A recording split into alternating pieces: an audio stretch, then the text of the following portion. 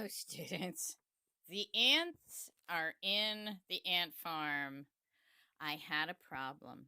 You know how we learn things the hard way? Okay. Well, in the directions, it said, since the hole at the top of the ant farm is very skinny. I don't know if you can see it or not.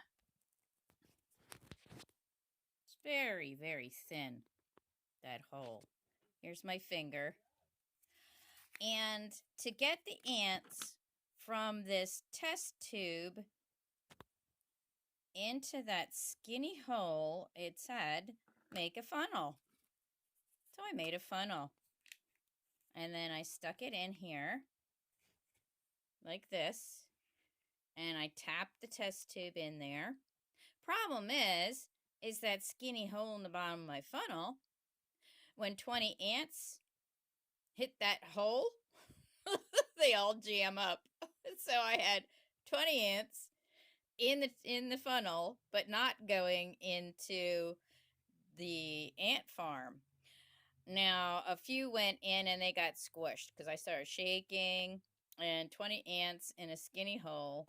I did end up killing 2, and we had about 20 ants on my little brown tray. Oh, maybe 15, because there was about 5 on my floor. Having a good time. And I was just imagining my husband, wondering where all these ants came from. Now, it's 2 or 3 down here that died. And they are right in that area. I feel bad.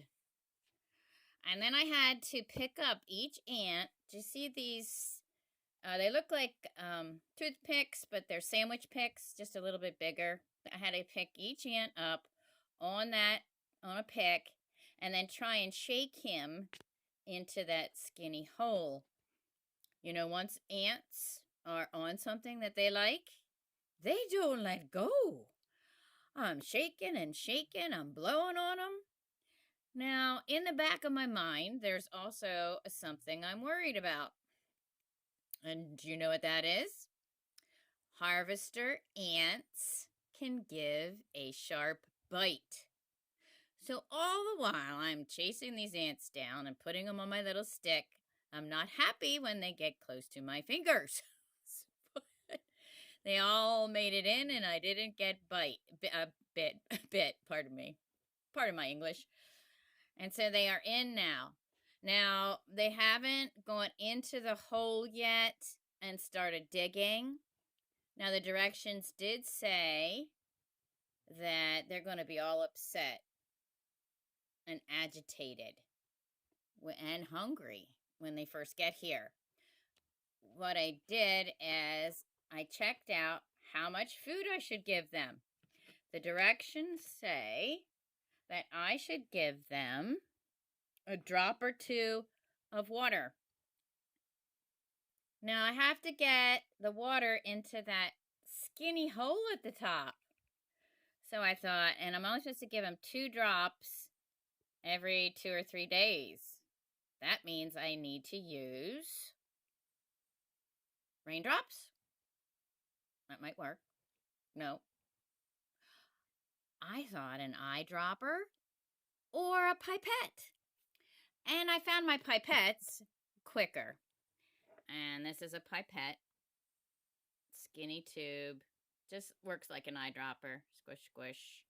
And then you can suck the water up. Here's my little medicine cup. If I squeeze, I get water in it, and then I can just put a couple drops into the ant farm when needed. I already gave them their water.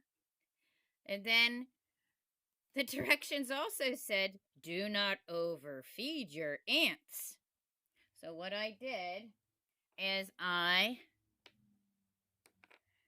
got another medicine cup, and it said to feed them fruits and vegetables. So I have a carrot, and I have pepper. And then the directions said, put in the size of a pinhead of food. every couple days to once a week. Now, this is a pinhead.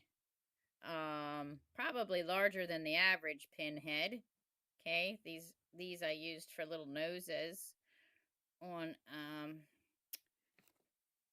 an ornament that I made last year out of teasel and pine cone.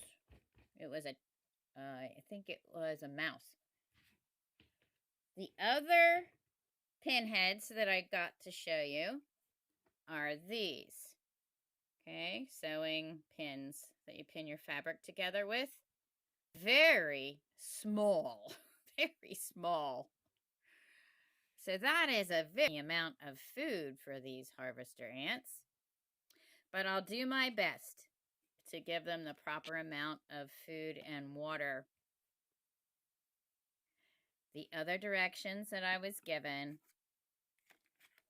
were cover your ants, because are they used to being above ground or underground?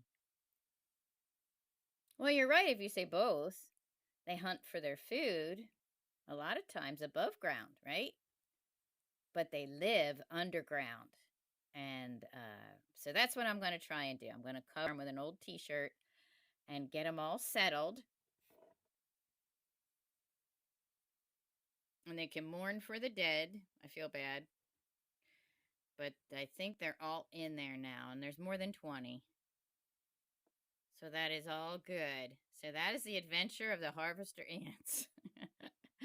God bless you. And I'll talk to you another day. Bye.